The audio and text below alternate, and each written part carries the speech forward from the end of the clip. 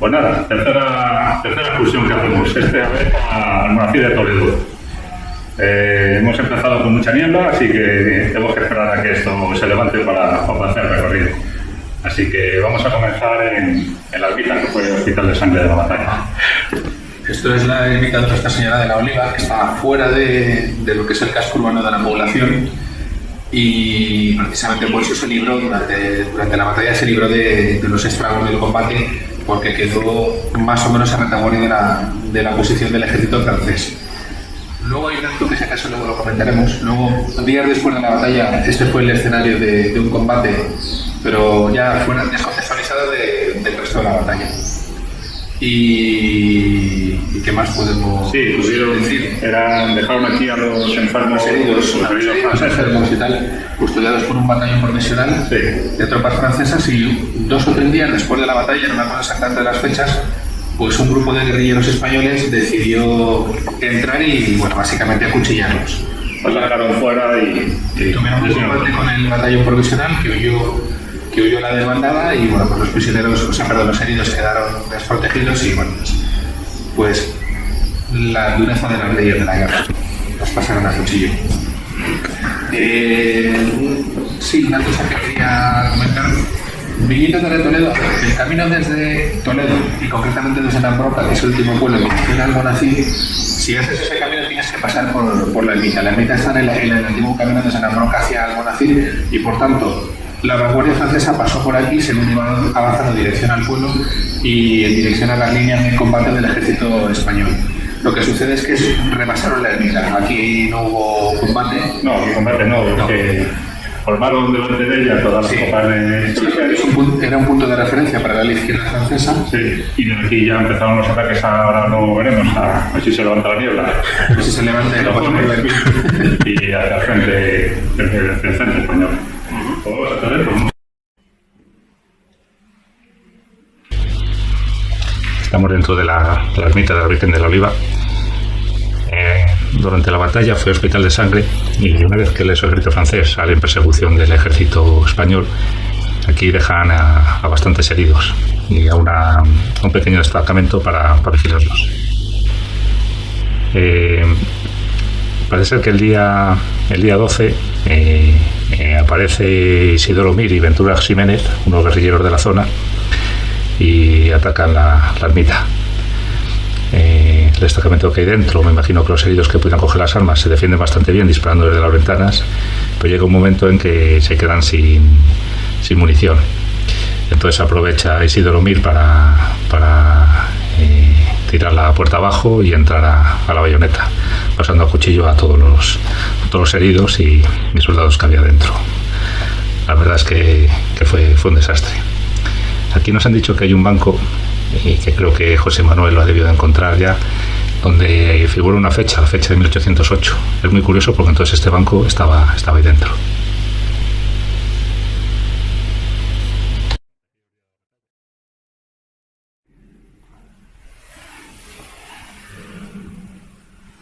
Dos siglos después aquí sí.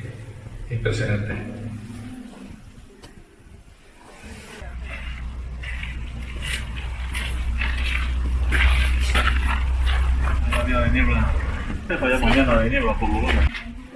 Pues este árbol que está grabando Miguel Ángel, por lo que hemos podido examinar, es también testigo de la batalla, porque es un árbol que, por lo que hemos podido ver, sus más de 200 años tiene con total seguridad.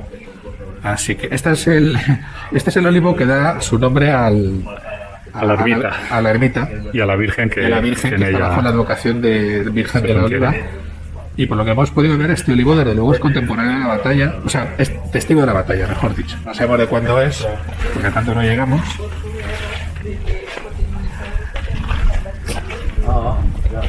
Estamos al lado de la ermita, que es donde estaba Sebastiani, donde empezó con su estado mayor y su ejército. Sí. Y ya pues tenemos todo el campo de batalla. Sí, esta es la visión más o menos que tendría Sebastiani desde la posición de mando. Estamos en un cerrito. Tenemos a nuestra derecha un cerrito un poquito más alto, que creemos que posiblemente sea ahí donde estableció su cuartel general. Sobre todo para controlar el ataque a los cerrojones, que es a aquella altura de allí. perfectamente el acceso a los cerrojones. Y desde aquí vendría para controlar el centro de la defensa española. Y lo que se ve muy claro es que viniendo por el camino de Nambroca, que es el camino de Toledo, que está allí, lo que ves es un pueblo, detrás dos eminencias muy, muy importantes, pero a las que no tienes acceso, primero porque están detrás del pueblo y segundo porque entre el pueblo y tú está un ejército desplegado. Pero también lo que aprecias es que a tu derecha hay unas eminencias más pequeñas, pero más cercanas, que son estas que tenemos ahí, que son los cerrojones. Y los cerrojones sí los puedes alcanzar, es decir, si tienes tu línea hacia la derecha, puedes tratar de alcanzar los cerrojones y rodear al ejército por tu derecha, al ejército español por tu derecha. Es una táctica que empleaban muy a menudo los franceses: fijar por un ala, rodear por el otro ala.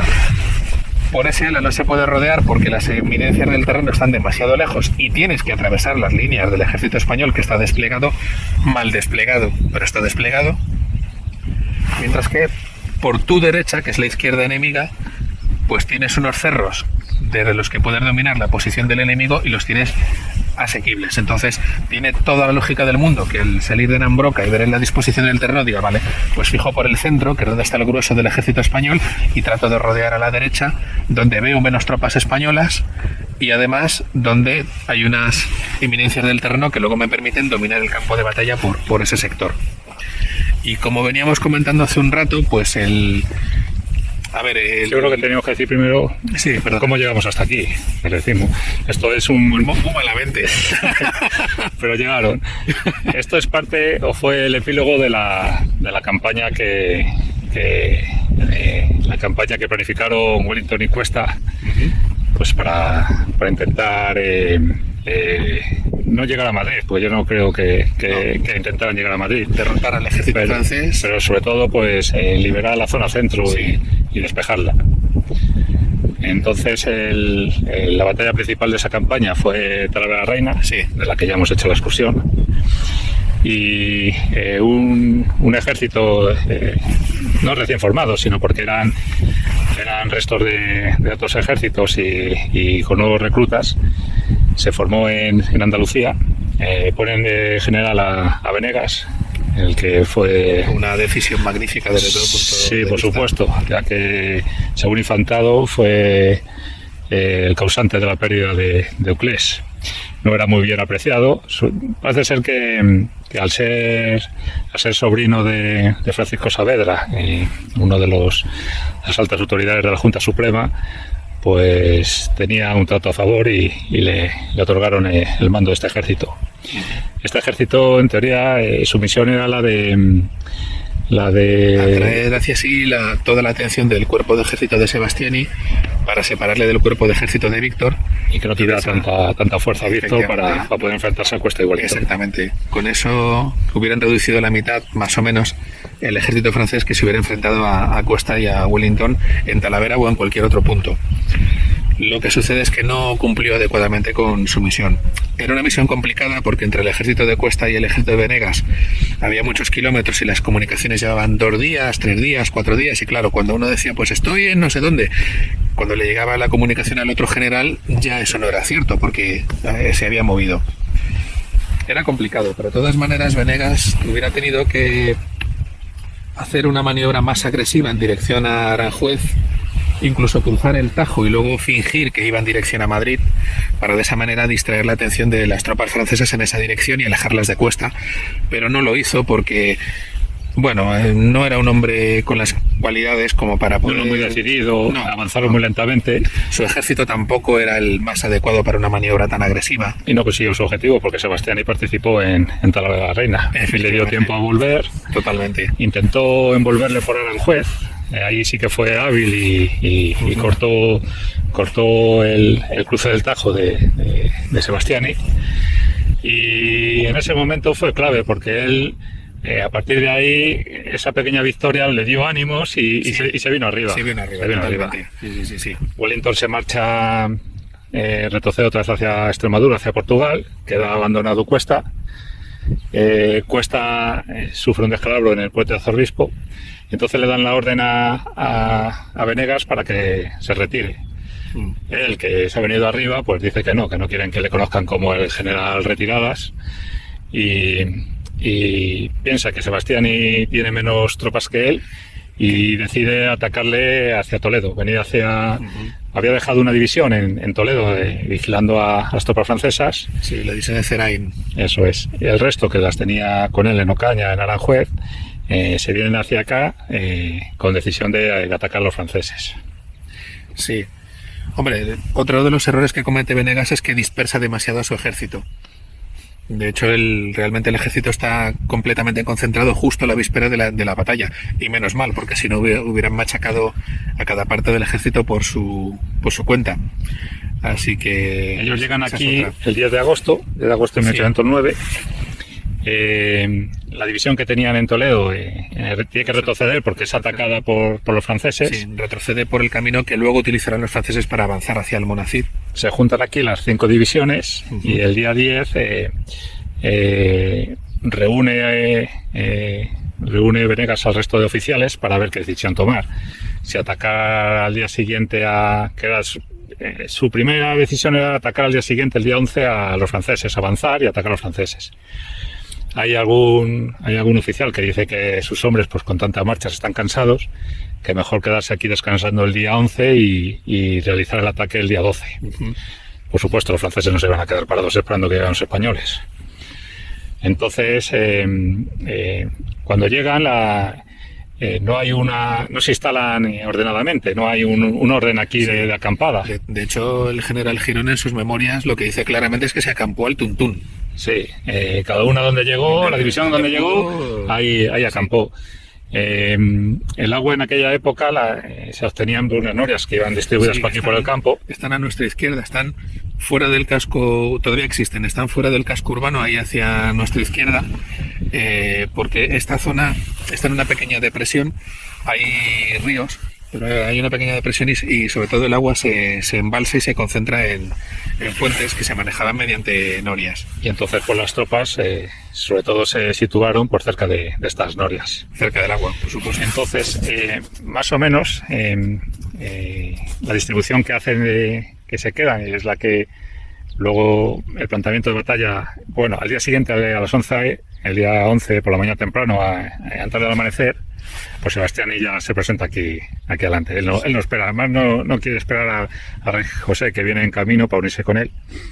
Entonces pilla a los españoles por sorpresa. Claro, la sorpresa se debe a que el día anterior Sebastiani, muy profesionalmente, manda tropas desde Nambroca en dirección al Almonacid para que hagan un reconocimiento de la fuerza española.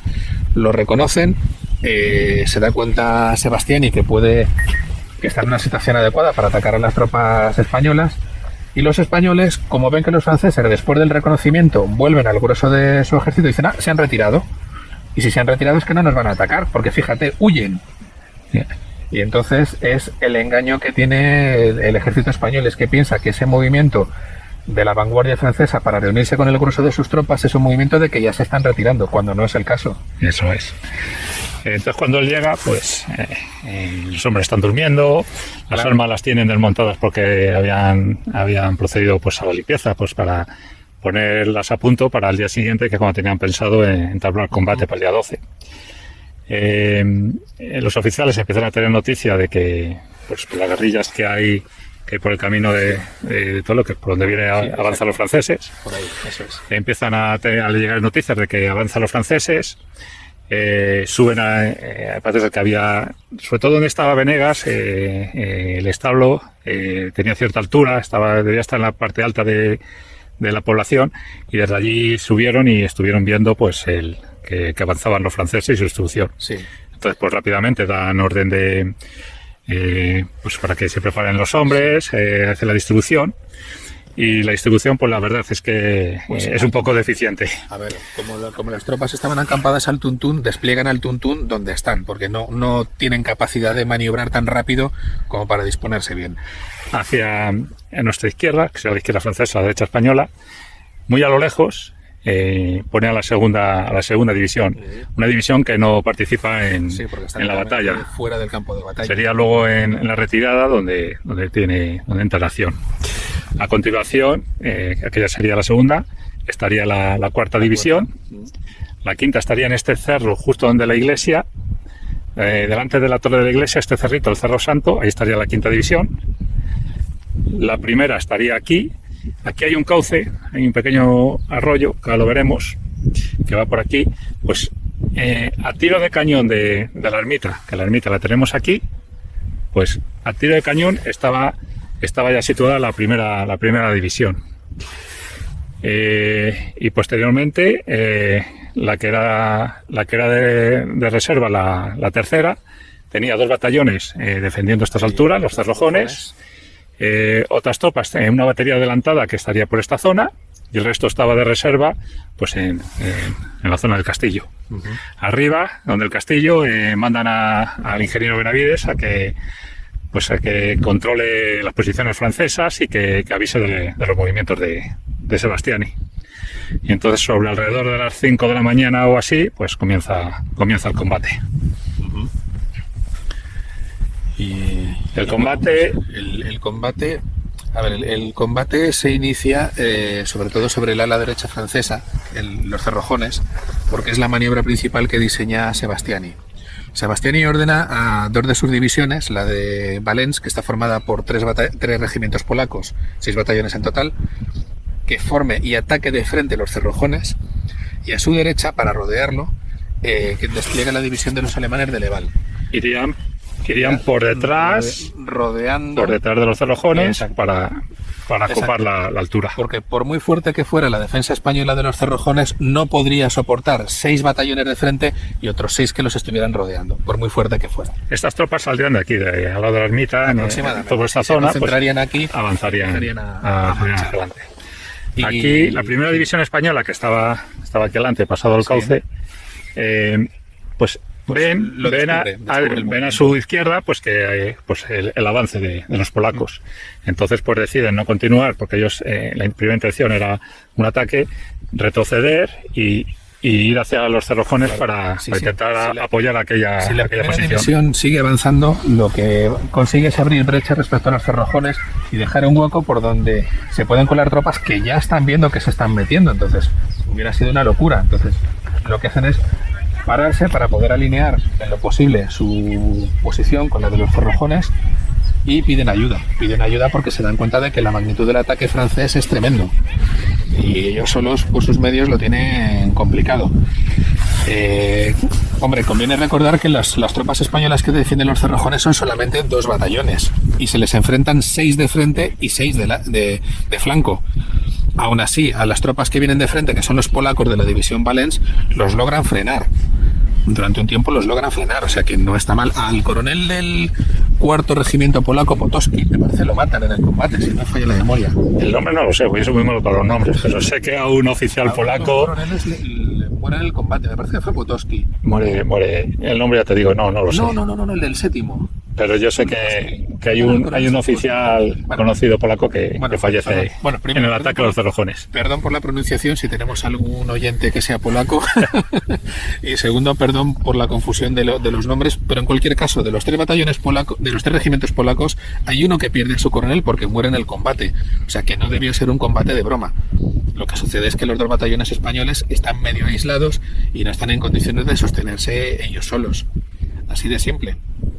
Y aunque la primera división ve perfectamente la maniobra y hace lo que puede por apoyar a sus compañeros, no romper la línea, mantener la alineación en la medida de lo posible, pues tampoco ellos tienen los medios como para poder enfrentarse a la amenaza francesa.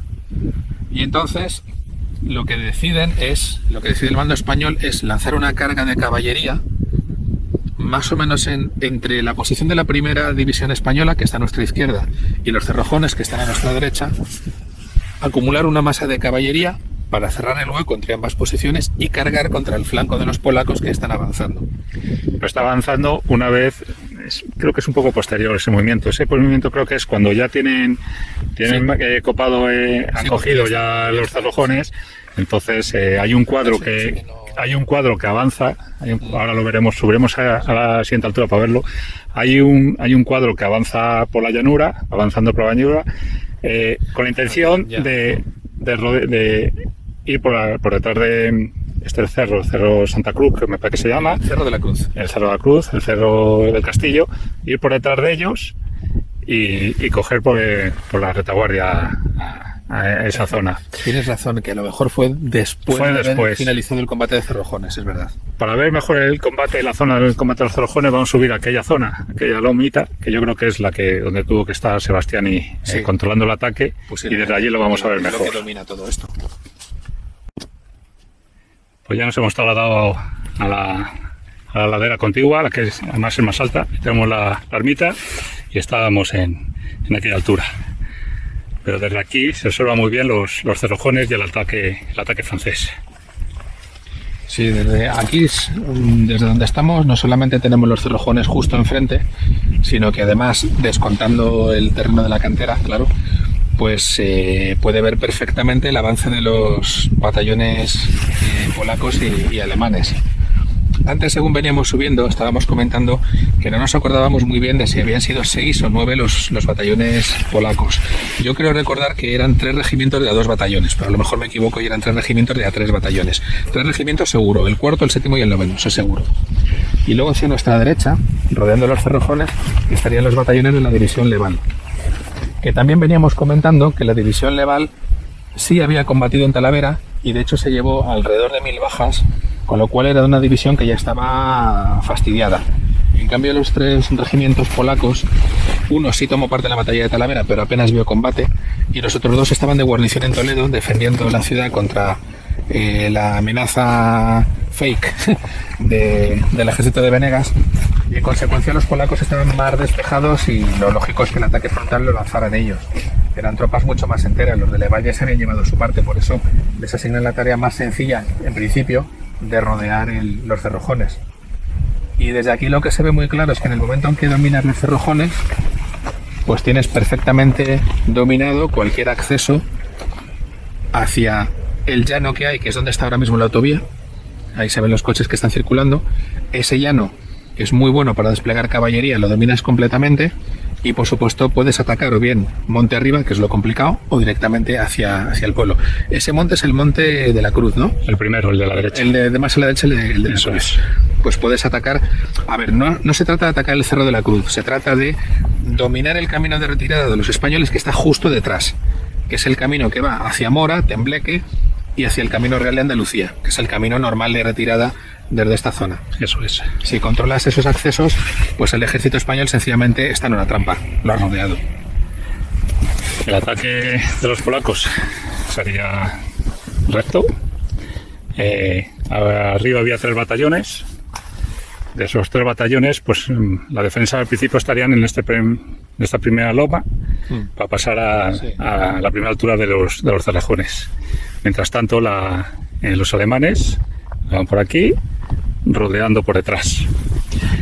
Habíamos dicho antes que la primera división española estaba por sobre esta posición más o menos, a un tiro de cañón de la ermita. Cuando se dan cuenta del movimiento francés, retroceden y giran hacia nuestra derecha para ir en apoyo de los batallones que hay allí. Arriba en el castillo se había mandado apostar a un ingeniero, Benavides, para que observara el campo de batalla e informara los movimientos. Entonces es el que da aviso a Venegas del movimiento por este lado de los franceses para atacar la izquierda española. Entonces Venegas, cuando ve ya que la posición en principio defienden bastante bien los españoles, los mantienen a raya, pero poco a poco pues van cediendo terreno. Primero pierden la primera cima y tienen que pasar a la segunda, que está ahí un poco detrás. Entonces Venegas manda en su apoyo a artillería, para que la artillería no se mueve rápidamente, no empiezan a moverse, van muy despacio y cuando llegan ya es tarde. Aparte manda a la reserva que acuda en ayuda. Además, estos batallones pertenecían a esta división, Sí. Que habíamos dicho la segunda, cuarta, quinta, sí, la tercera división. La tercera división estaba en el Cerro del Castillo también tardan mucho en acudir y cuando acuden pues ya es casi pues para apoyar la retirada de sus compañeros hacia el primer cerro que hay junto al castillo.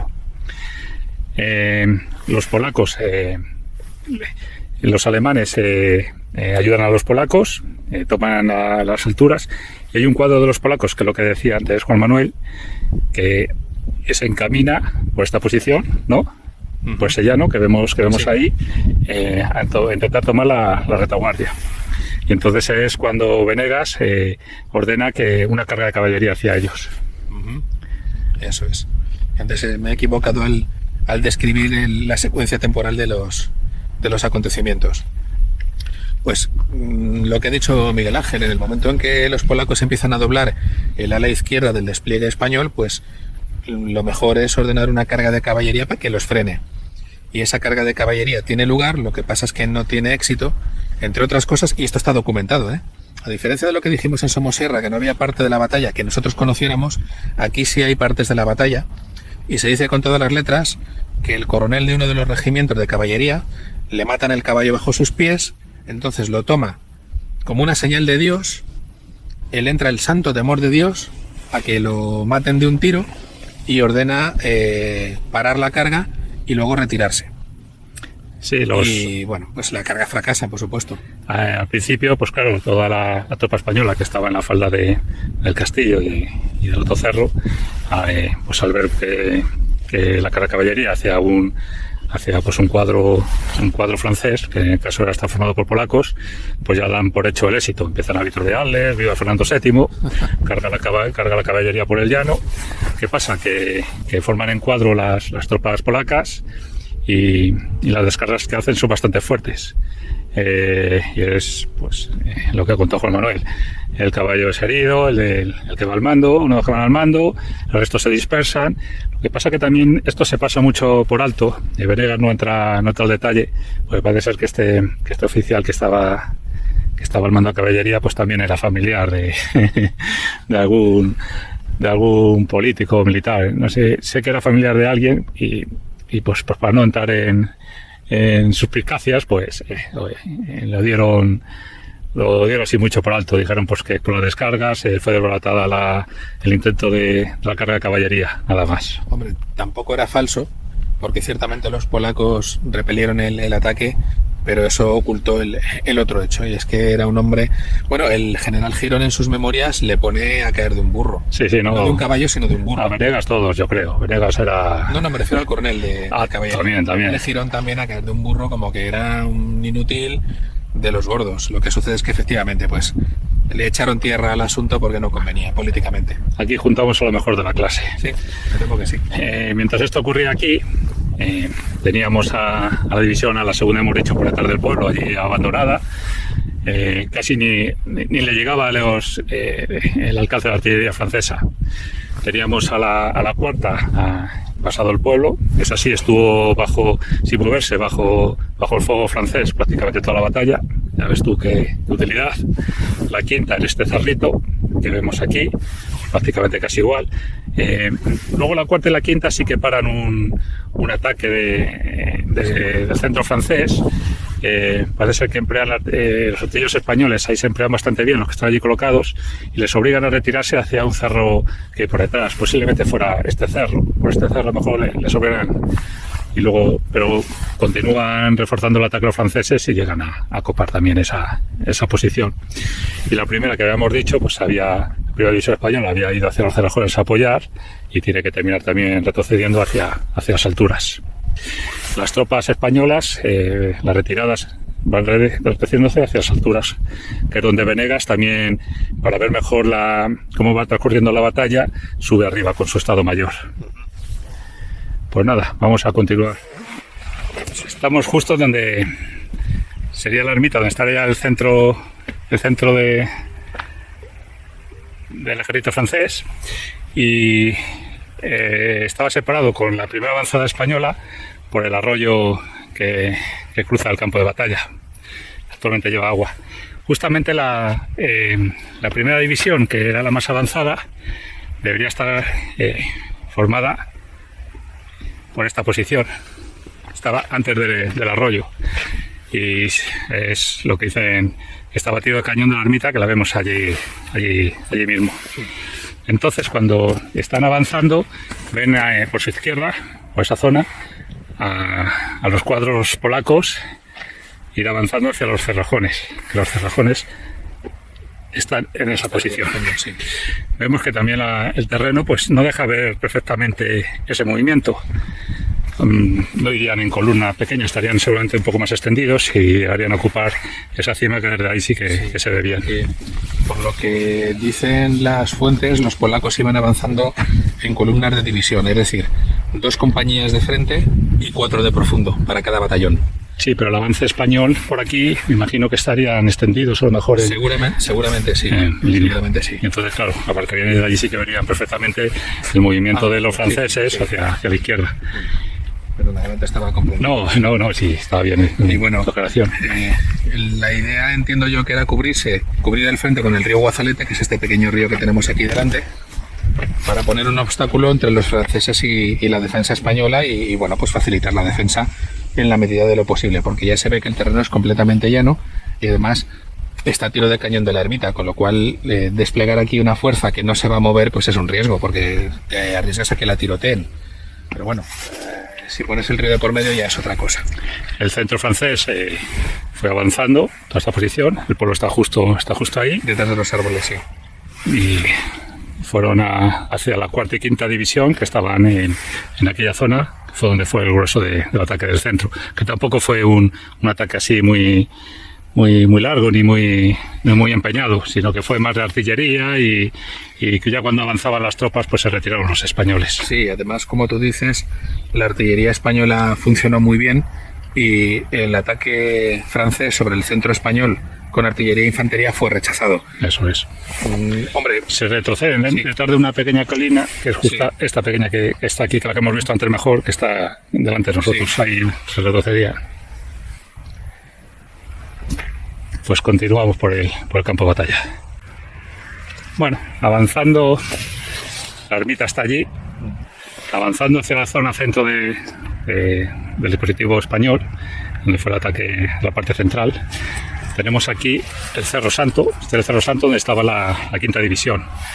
Por detrás, más hacia la derecha, estaba la 4ª.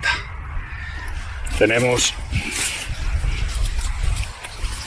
el Cerro del Castillo, está justo detrás del pueblo. Sí. El cerro colindante y los cerrajeros, que de esta posición no se ve, estaría justo detrás de esta pequeña loma, que hemos dicho antes que es donde se ocultarían las tropas francesas para que no fueran vistas. Actualmente, en los últimos años, yo llevo desde el 2001 sin venir por aquí. Pues ahora nos han plantado aquí una autovía que corta todo el campo de batalla por medio.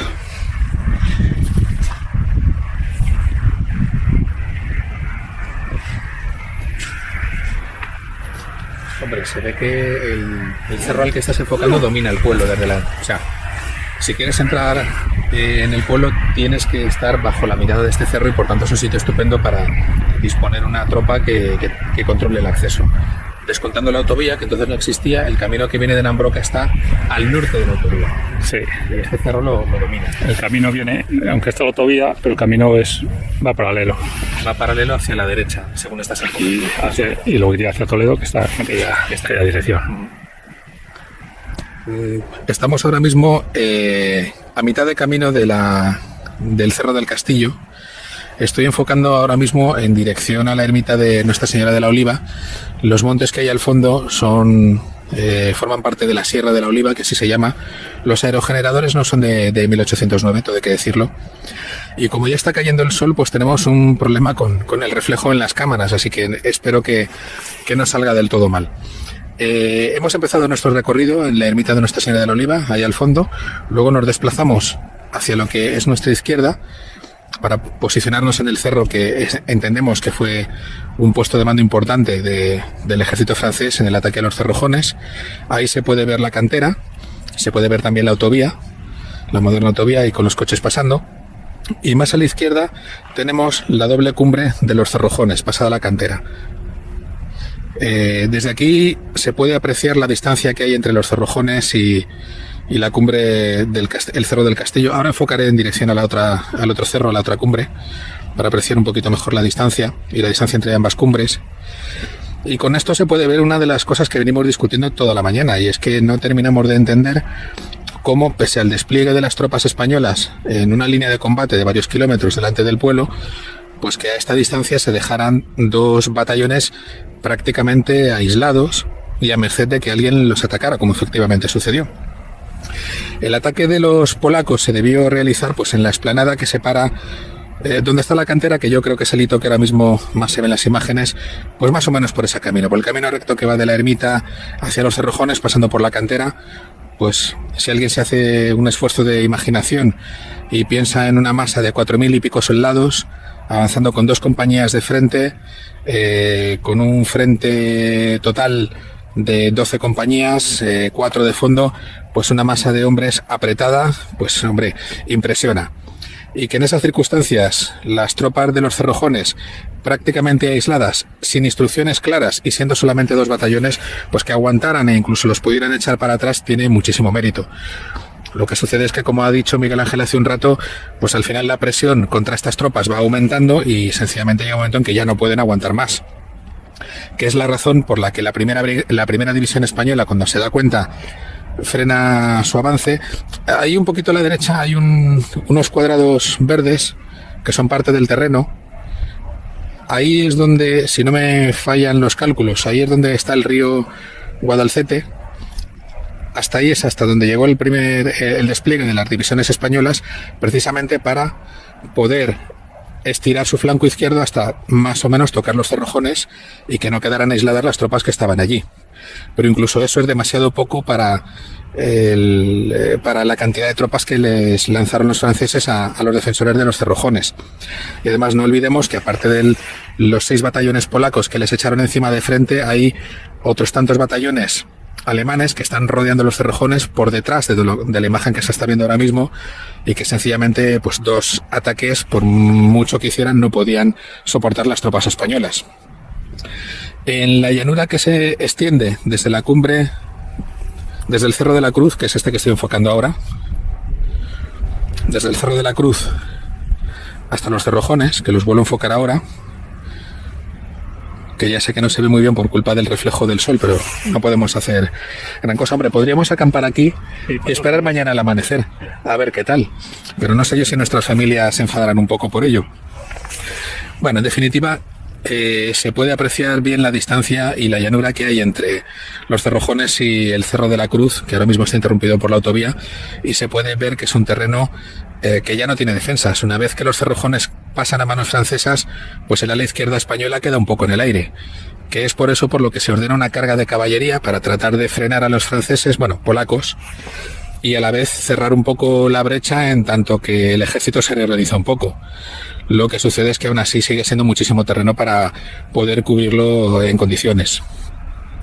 Y bueno, así a eso le sumas pues un problema endémico que tuvo el ejército español a lo largo de toda la guerra, y es que la caballería española no funcionó muy bien, fundamentalmente por falta de caballos adecuados. Las cabañas, no sé si es el nombre correcto, pero bueno, las crías caballares en España no eran las mejores para caballos de guerra de aquella época, y encima buena parte de los sementales y de los animales de monta pues se habían cedido antes de la guerra para equipar a las tropas que fueron a Portugal y a Dinamarca, y pues parte de esos caballos nunca volvieron. Los de Dinamarca porque allí se quedaron, porque era imposible reembarcarlos, y los de Portugal pues porque en la retirada de Portugal después del 2 de mayo pues se perdieron por completo, se perdieron por el camino, se dejaron ahí abandonados, y eso lastra durante toda la guerra la caballería española. Si a eso se le suma el adiestramiento precario de los reclutas más noveles, pues claro, nos encontramos con un arma de caballería que en el ejército español no funciona con la misma eficacia que tiene en el ejército francés, y eso es un problema cuando uno se encuentra con un escenario como este. Justo aquí, que es un sitio magnífico para que la caballería se luzca, pues no puede lucirse. Es una lástima.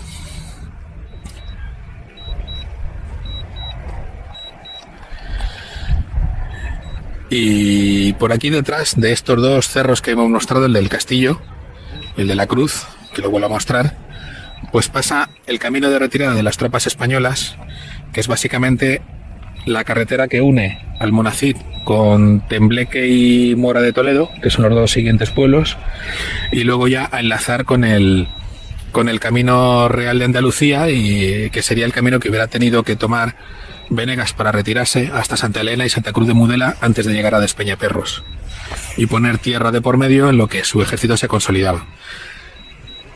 Siempre los analistas posteriores, claro, a todo lo pasado es fácil verlo, los analistas posteriores siempre han dicho que es lo que tendría que haber hecho: retirarse, concentrarse si acaso en Almonacid, pero marchar inmediatamente, tan rápido como le fuera posible, en dirección general a Ocaña o a Madridejos, para coger allí el camino real a Andalucía, y luego retirarse hacia el sur, pues hasta una posición donde tuviera días de distancia con las tropas francesas, y de esa manera poner a salvo su ejército y a la vez proteger el paso de Despeñaperros. Lo que sucede es que Venegas no quería avanzar, no quería retroceder, no se empeñó en avanzar cuando se lo ordenaron, tampoco estaba convencido de retroceder cuando se lo ordenaron, y al final pues pasa que cuando tienes una pierna en cada asiento te acabas cayendo, te retiran uno y te acabas cayendo, que es lo que pasó en esta batalla. Dicho así, a la pata a la llana y sin muchos términos técnicos. En la falda de este cerro es donde estuvieron desplegados los 3 batallones de reserva de la división del general Girón, que era la tercera división. A ver, la división del general Girón tenía 7 batallones de infantería, 2 de ellos los destinan a los Cerrojones, otros 2 los destinan a primera línea para dar escolta y dar guardia a unas posiciones de artillería españolas, y los 3 restantes se quedan aquí en la falda de este cerro como reserva general del ejército. Claro, eso es otra cosa que no tiene demasiado sentido. Si tienes una fuerza de reserva, pues no la troceas, y mucho menos la alejas de su jefe para que no sepan qué es lo que tienen que obedecer o cuáles son las órdenes que tienen.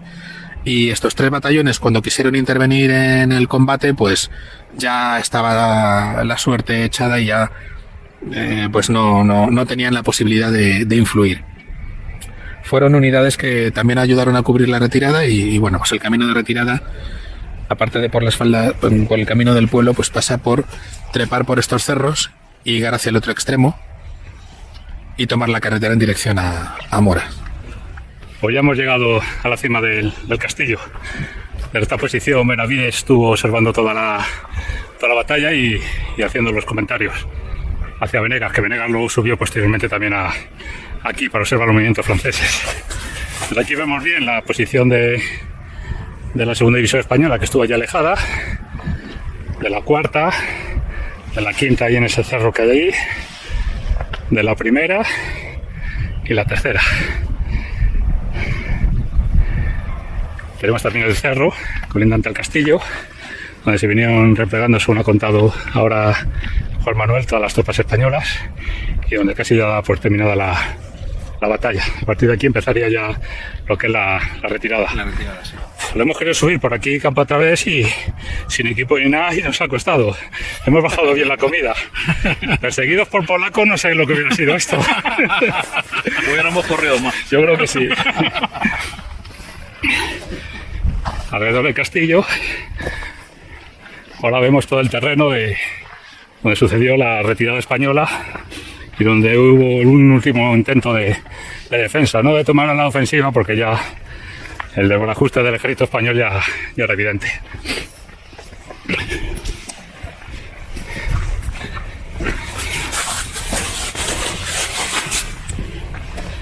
Aquí el llano, donde hubo la primera carga de caballería española, que terminó en fracaso, como ya hemos comentado.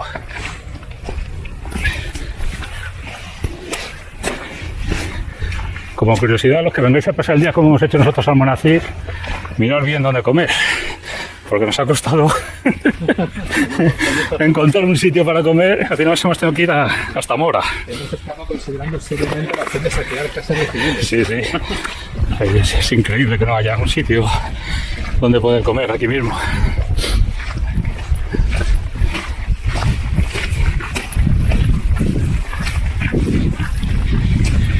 Pues aquí tenemos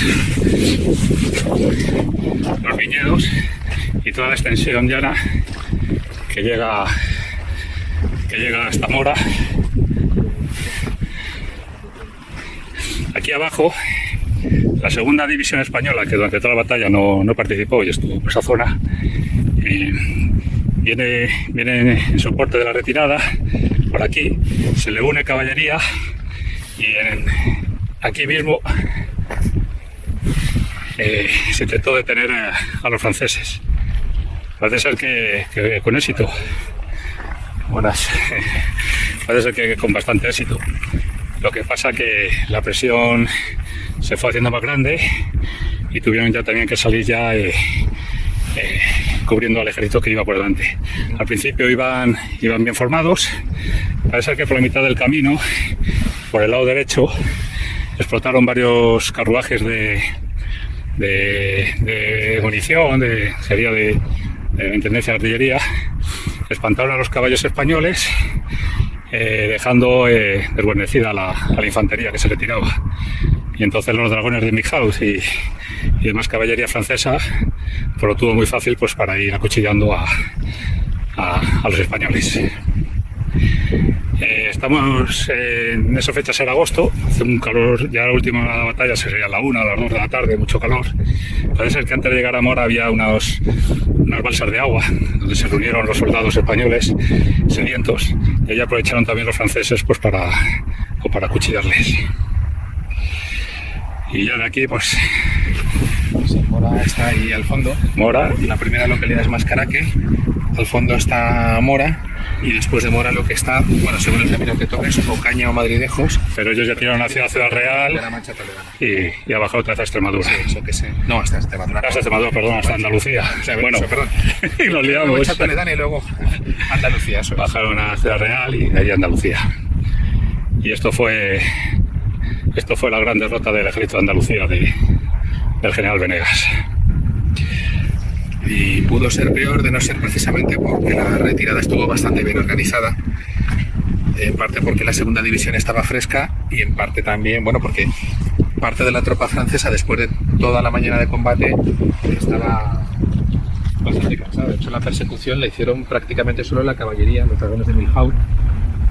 Si hubiera sido una persecución más agresiva, con más tropas, con infantería fresca, o si el ejército español no se hubiera organizado también en la retirada, hubiera sido una matanza pues, como la de Medellín, pues un desastre mucho más complejo. Pero ¿no creéis que los españoles con esto pues ya se sentían derrotados, ¿no? Enseguida formaron otro ejército, sí. Y meses después, en Ocaña, pues otra vez, ahí al fondo, en Ocaña, pues presentaron batalla a los franceses. Eso será otra historia, otra excursión. Esa ya la contaremos otro día. Sí. Hoy hemos sido 3. Hemos hablado 2, pero ha venido mi buen amigo Antonio Zapatero. Buenas tardes a todos. Espero que vengan aquí a visitar. Le conocéis todo el mundo porque es un gran modelista. Tampoco hay que exagerar. Y nos ha querido acompañar en la excursión. He venido aquí para animar. Y aprovechen para darse una vuelta por la historia. Pues sí, que está muy bien. Merece la pena. Bueno, y aquí os dejamos. Que quede claro pues que no llevamos ni guías, ni llevamos apuntes, ni llevamos nada, todos de memoria. Entonces seguro que metemos la pata mucho. Sé que habrá alguno que dirá, este se ha equivocado, este no sabe. Pues sí, es verdad, no sé y me he equivocado. Y Juanma también y nos equivocamos. Pero bueno, como lo hemos dicho muchas veces, esto lo hacemos por hobby, para pasárnoslo bien y pues para enseñar un poco de historia y sobre todo para animar a venir a recorrer estos campos de batalla. Recorrer estos pueblos que son bonitos, aunque cuesta el comer. y nada, nos esperamos para el próximo campo de batalla, que seguramente sea el de Uclés. Hasta luego.